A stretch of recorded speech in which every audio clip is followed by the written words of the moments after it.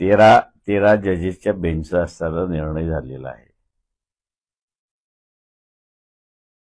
आता त्याच्यावरती जर जायचं असेल तर मग असताना 15 जजेसच्या बेंचचा निर्णय आहे. आणि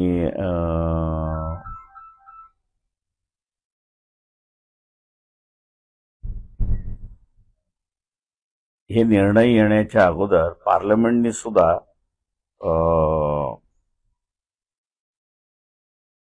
84-85 साली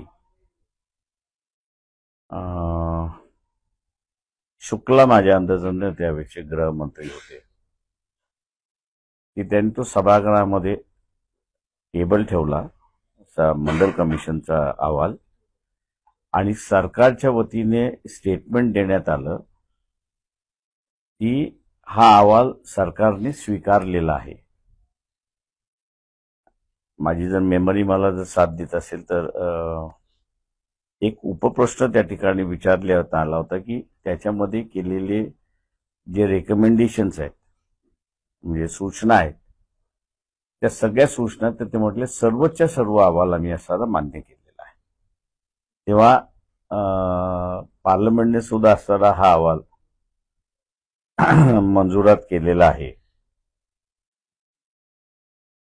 ही वस्तुस्थिती आहे. तेव्हा आता कोण काय नवीन कायद्याचं उलगडा करतोय तो मला वाटतं बघितलं पाहिजे.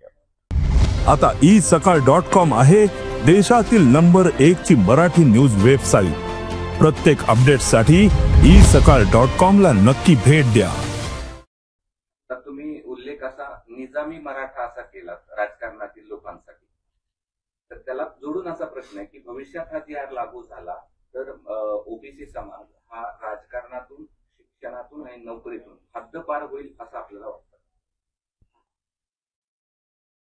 होय, पूर्णपणे त्याला जागाच राहणार नाही.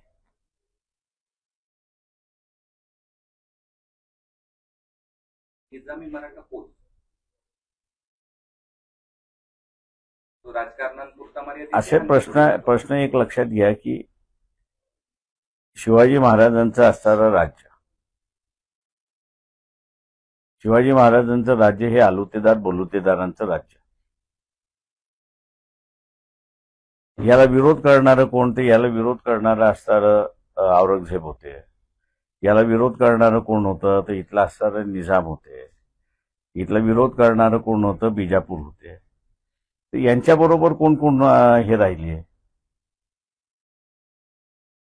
जे सगळे ह्या त्या बदामी बरोबर होते त्यांच्याबरोबर जे राहिले आणि शिवाजी महाराजांच्या राज्याला असणारा विरोध केला ते सगळे इथले निजामी राज्य, निजामी आहेत. निजामी औरंगजेबी काही म्हणा तुम्ही. आता महाराष्ट्रातील सर्व बातम्यांचे विश्वासार्ह व्यासपीठ सकाळच्या सर्व सोशल मीडिया प्लॅटफॉर्मला लाईक, फॉलो आणि सबस्क्राईब करा.